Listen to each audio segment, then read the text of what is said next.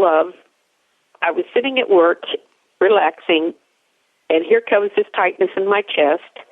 And the more I relaxed, and the more I started to, just, okay, I'm completely relaxed here, it would tighten up. And I said, well, that would explain why I'm having trouble sleeping. You pay attention, Carl. This may be part of your problem.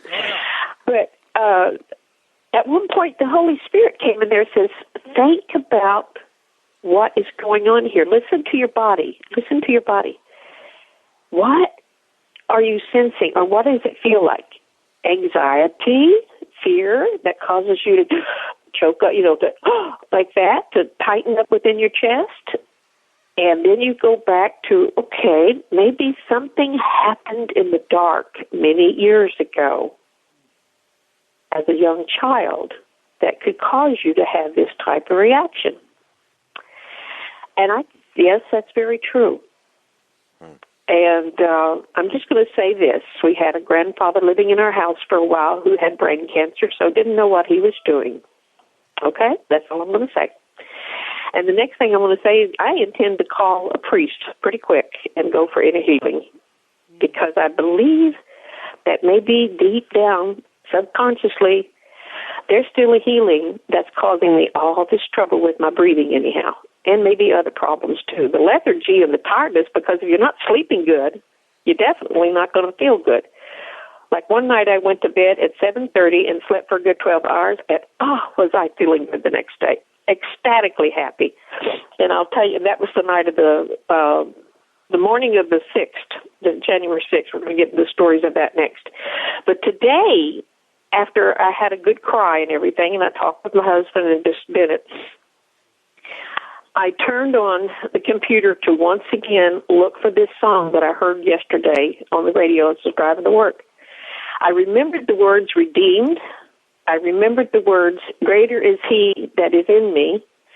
And I kept Googling that last night after I came home from work and could not find this song. I prayed today, Lord, please help me find that song so I can use it today on the radio show.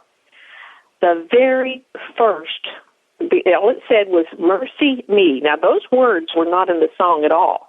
And I'm looking at this title, Mercy Me Greater. Okay, that's the way it was listed.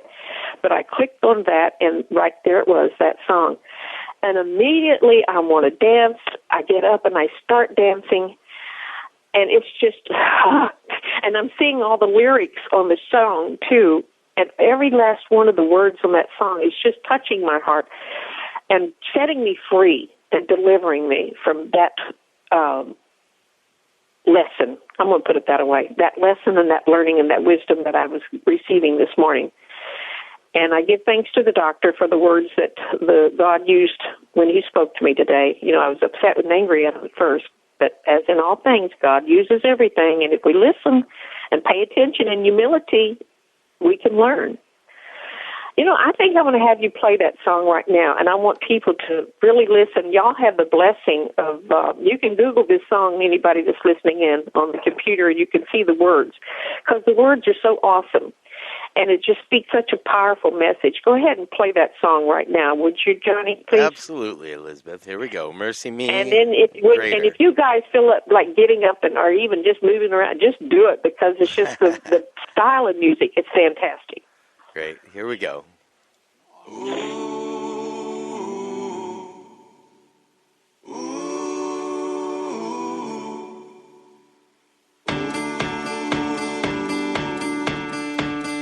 See what I mean? Bring your tithe and bring your shame. Bring your guilt and bring your pain. Don't you know that's not your name? You will always be much more to me.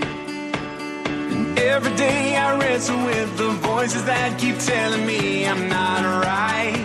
But that's alright, 'cause I hear a voice and he calls me every day. When others say I'll never be enough. And greater is the one living inside of me than he who is living in the world. In the world.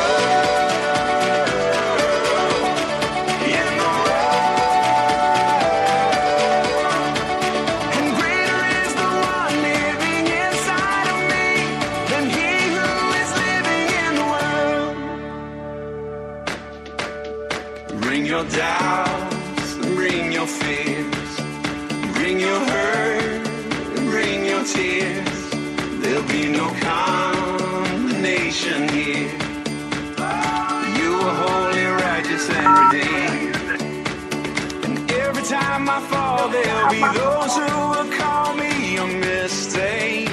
Well, that's okay, 'cause I hear a voice and he calls me every day.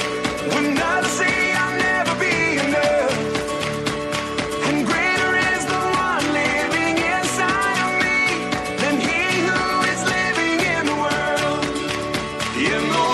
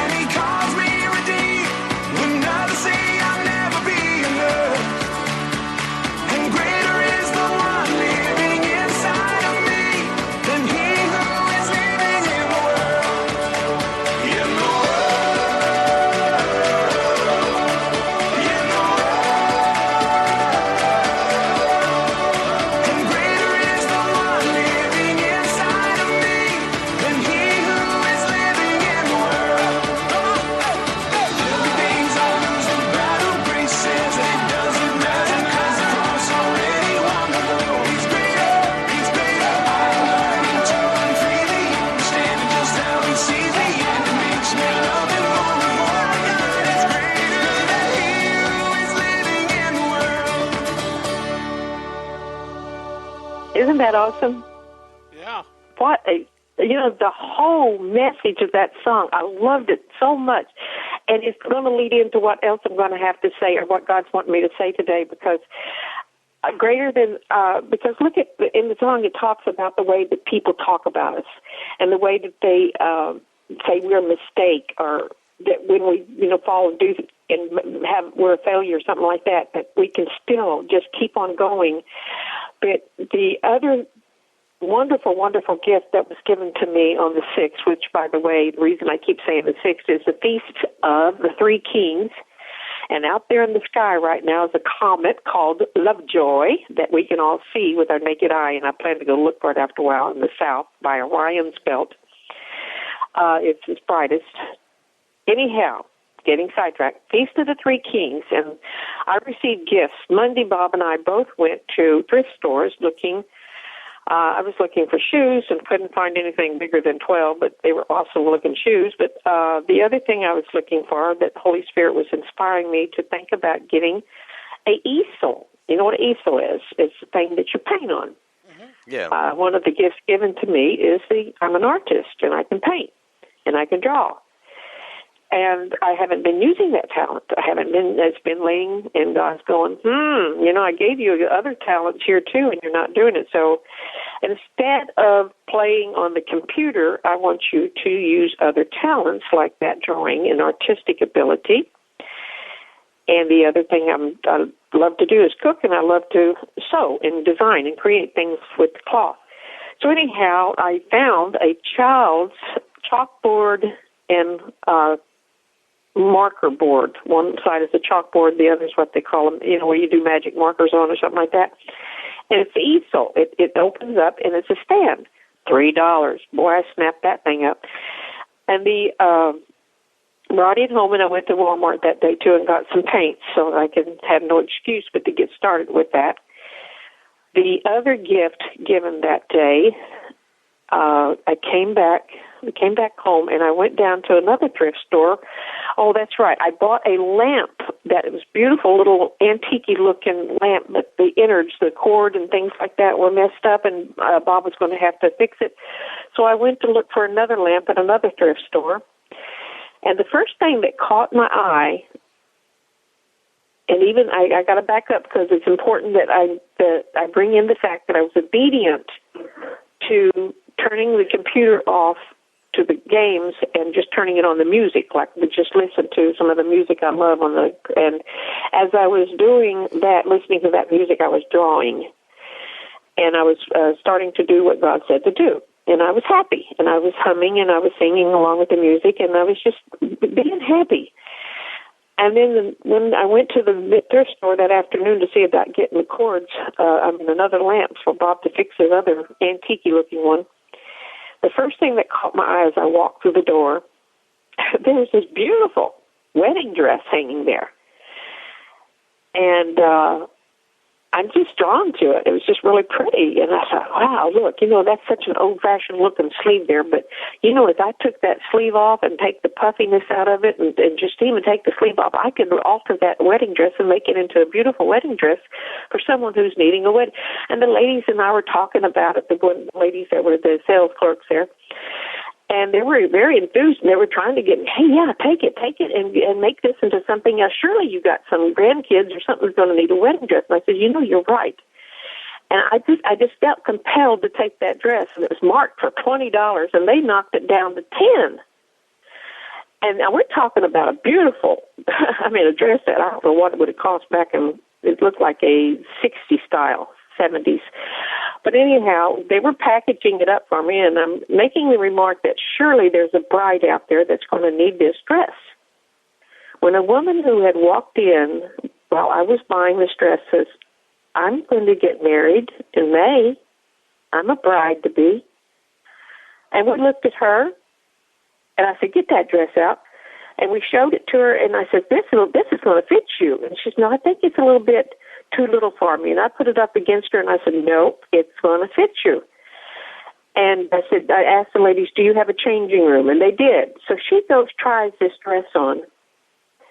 And it's perfect fit. Needs a little alteration, a little even taking in to make it really look super. And I was just so excited about one of those God incidents of, where he sets it up. He sets the whole scenario up.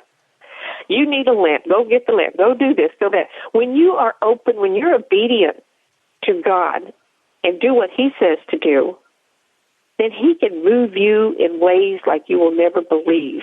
And it can have awesome things happen in your life.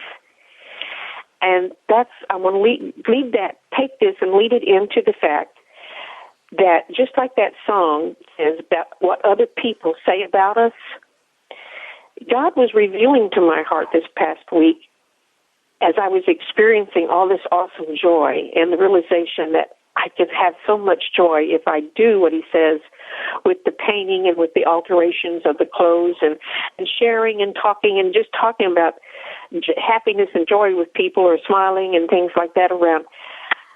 There is so much of my behavior that has been pushed down because of the fact it's not been encouraged or they don't act that way. Like my husband and I went out to eat lunch that very day, the same day.